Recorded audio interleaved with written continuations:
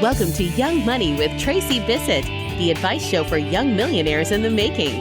It's time for some $1 Million Straight Talk with Tracy, President and Chief Financial Fitness Trainer at Bissett Financial Fitness. Each week, Tracy's going to tell you what you need to know now at the beginning of your earning curve. Basic and advanced financial concepts made clear, healthy money habits and the missteps to avoid, and all the stuff that you can do to set yourself up for a future of fantastic financial freedom. Ready to lace up and start this week's financial fitness training? Let's do it, Tracy.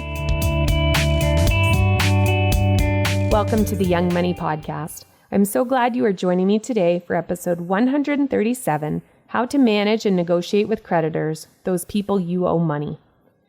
So, in this short practical training, you will learn step number 1, how to make a list of all the creditors, those people you owe money. Step 2, how to make the actual approach and have the actual conversation or communication with them. And step 3, the importance of getting it in writing and other pesky details. I walk my dog Rosie multiple times a day, every day, and I'm always thinking about how I can help people with their money.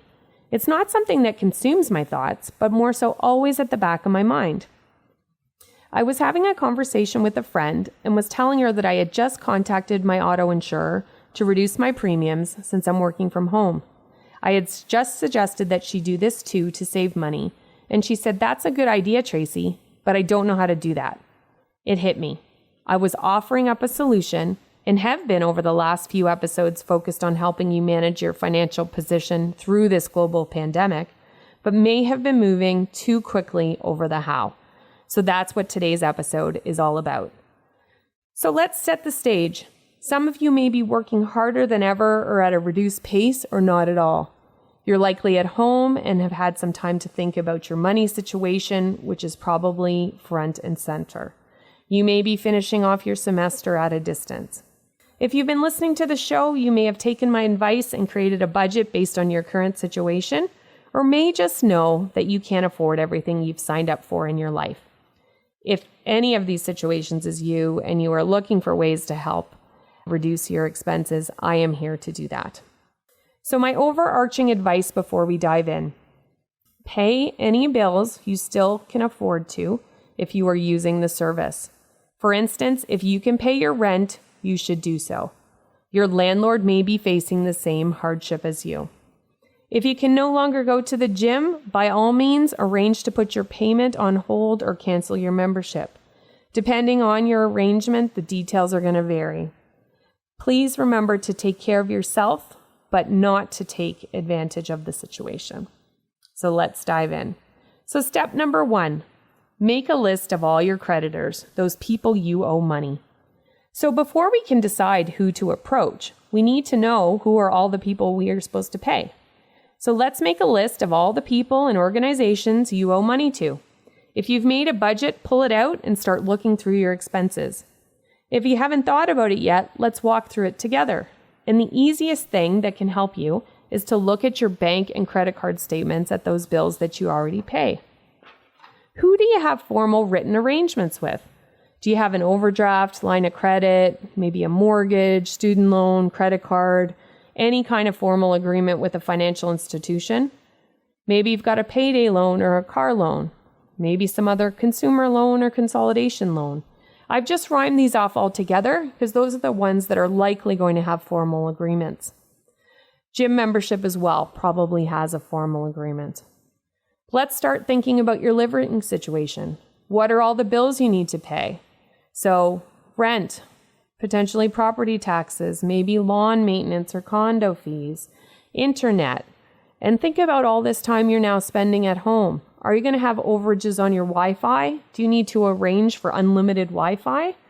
Groceries, whatever it may be, think about everything related to where you live. So let's look at some of the other expenses. If you've got a gym membership, you may have subscriptions to apps or other services that automatically get paid. Think about even a massage service where you pay monthly. Parking at work, transit passes, anything that you spend money on. So when you're looking at those bank and credit card statements, you'll quickly be able to locate all of those outflows and put them on your list. We also want to think about any consumer proposals that you have in place. So it'd be important to understand what leeway you have there. And don't forget about any special events, whether it's a sporting event, a musical event like a concert that may have been canceled because of the global pandemic.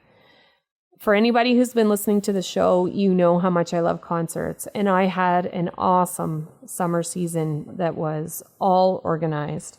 And now I've been getting the notices about my canceled or delayed shows. And some of the artists are giving back money.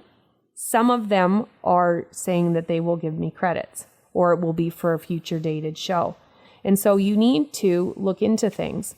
I also have a subscription to musical productions and plays in the city through Mervish Productions. And their blanket policy was to give credit on your account for the canceled shows. And if you wanted to have a refund back to your credit card, you had to contact them. So why leave your money with other people unless you absolutely can go to the rescheduled performance if you know when it is? But make sure all of those things go on your list. This is not the time to be picking and choosing what goes on the list. So once we've got the list together, let's start by putting them in order. So start at the top of your page with the one that would have the biggest impact on your cash flow. So the biggest expense you've got to pay every month. I'm thinking that for most of you, it's either going to be rent or a mortgage payment, maybe it's a car payment, and keep going down, making the list from the biggest down to the smallest and down to the next one. Remember, we're going highest to lowest. One of the lowest ones in your list might be your gym membership or your transit pass, something like that. And so remember, at this stage, we are just making the list. We are not making any decisions about who we're going to contact, and so it's really important that we make sure this is a really detailed list. So that's step one. Make a list of all of the creditors, those people that we owe money to. Step two is to make the actual approach. So how are we going to do that, and how are we going to have that conversation or communication? So before we reach out to anyone, I want you to do a little bit of prep work. The first thing I want you to think about is to be focused and get your mind in the right place. Be clear about why you are doing this. You have had a change in your financial situation, and as a responsible adult, you are taking charge and control of the situation. You want to live up to your obligations, but due to the challenging times at hand, you can't. Instead of ignoring the bills and obligations, you're being proactive. Keep in mind that being proactive and honest with creditors and trying to make a plan, that means that you are being responsible and you're not doing anything wrong. Depending on your relationship with money, you may feel shameful or embarrassed even thinking about having these conversations. But please know that this is all part of handling things the right way. As best you can, try to get these feelings out of the conversation. So before any conversations, be focused and get your mind in the right place. The second thing I want you to do before you have any conversations is to do some research. Talk to family and friends that you trust to see what they have been doing. Read articles online or in the paper, blogs, and listen to podcasts to find out what professionals recommend or report to be arrangements that are being made. You are not the only one in this situation. It's happening to millions of people. If you are dealing with a certain financial institution, review any communications they have sent you and then check out their website. Be sure you log into your online banking, as they may have already sent you specific details that they've relayed there, and that's very pertinent to your situation, and it could require minimal effort to take advantage of what they're offering. The more you know about these options and what's possible, the easier the conversations and communications will go, as you will know what to expect, what is possible, and it's going to make it feel less overwhelming. So before those conversations, we're first being focused, getting our mind straight, then we're doing our research, and now we're moving ahead to contact our creditors. And so because we made our list in step one, starting with the one that would have the biggest cash flow impact, that's where we're going to start. So approach the organizations and people that you owe money to, starting with the biggest one that can have the biggest impact on your cash flow. Here are some keys. So for the most part, financial institutions are here to help you, and they have made the process super easy for you. Please read their instructions and follow them. I'm going to repeat that. Read their instructions and follow them. They are facing thousands and thousands of requests, and they want to help you, but there's a big jam in the system. So if you can do anything to help them, it's going to make it go smoother. So I guarantee that if you do things the way that they want you to, it will go more smoothly. If you're capable of doing things online the way that they tell you, it's certainly going to be less frustrating for you because you're not going to be sitting on the phone for hours and hours trying to get through.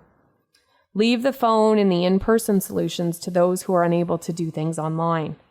So you could be calling for a mortgage payment deferral. It could be for principal payment deferral on your credit card. It could be to negotiate a lower interest rate on your credit card.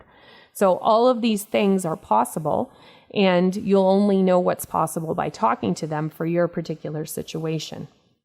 Okay? So once you have some success, don't stop. So if you contacted the bank and you were able to get a deferral on your mortgage and you got the interest rate on your credit card lowered, don't just stop there.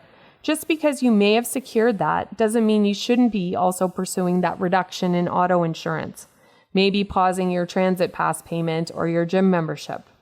We remain in uncertain times, and we don't know yet how long this is going to be before we get to our new normal, and we don't know what that's going to look like.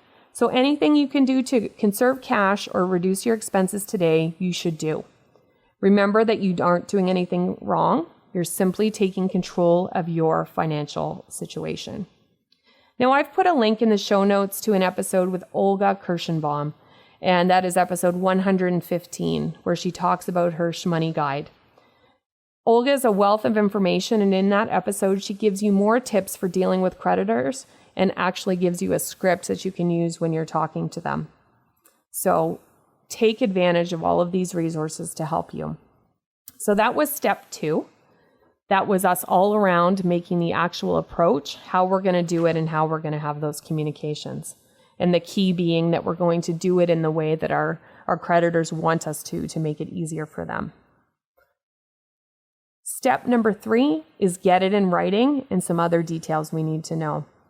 So it is really important if you have negotiated an alternate payment arrangement with any one of your creditors, whether it be the gym, whether it be the bank, whether it be the transit commission, that you have it in writing. You want to make sure that you know that what they told you is what is in writing, and that regardless of who you deal with in a few months' time, that will be on record on your account and you'll have something that you can show for it. So there will never be a dispute about you not paying. When you're talking to these creditors, it's also important to ask questions around, will this have an implication to my credit score? In most of these situations, it may not, or they may say, I don't know. And so you may want to think about it before you take action or call back, depending on your particular situation. If your situation is quite challenged, at that point, it won't really matter about your credit score in the short term. That's something you can address medium term. But if you do need those deferral of payments, take them. But if you don't, think about what would be that implication. And if you can manage not to impact your credit score, you want to try to do that. And then you also want to start thinking about the longer term. Will you end up paying more interest, and will this debt cost you more because of one of these options that you're looking into? If you do have the cash to keep making your payments, should you be taking one of these options? And everybody's situation is going to be different, and so you'll want to talk to your creditor to find out. As well, if you've successfully negotiated lower payments or reduced your expenses, do they necessarily need to go back to those levels when we get back to our new normal? Just something to think about and not anything that you need to make a decision on right now. And finally, if the situation is quite challenged, and we talked about this in episode 135, how to evaluate your financial situation and plan for cash control, this might also be a very good time for you to talk with a financial professional, whether it be a financial planner, a credit counselor, or licensed insolvency trustee. Your financial position was already in a certain state before this happened. If it was in a great state, then you probably have less to be concerned about. But if you were already having challenges before we got into the global pandemic, one of those professionals may be a good option for you to talk to. And only you know what will be most appropriate in your situation. So that's step 3, get it in writing and other details. So let's recap. Step number 1, make a list of all your creditors, the people you owe money. Step 2, make the actual approach. And step 3, get it in writing and those other things we talked about. And as I mentioned earlier, pay any bills you still can afford to if you are using the service. So if you can afford to pay your rent, do so, as your landlord may be facing the same hardship as you. Remember, it's important to take care of yourself, but don't take advantage of this situation. So today's lesson may feel a bit overwhelming. Trust that this process works, and I guarantee that by knowing the facts and taking control of your financial situation, that you can start to solve any real problems versus imagined ones that you may be worrying about. You are not alone, and I am here to help. So please feel free to send me a DM on any social platform with comments, concerns, or questions. Until next time, take good care and stay financially fit. Hey, thanks for tuning in. To all you millionaires in the making out there, if you love this podcast, please subscribe on iTunes to keep your financial fitness training going. Oh, and leave us a review. And be sure to visit 2 S's, 2 T's, financialfitness.com to take your free financial fitness assessment. Find out how financially fit you really are. See you next week, young millionaires to be.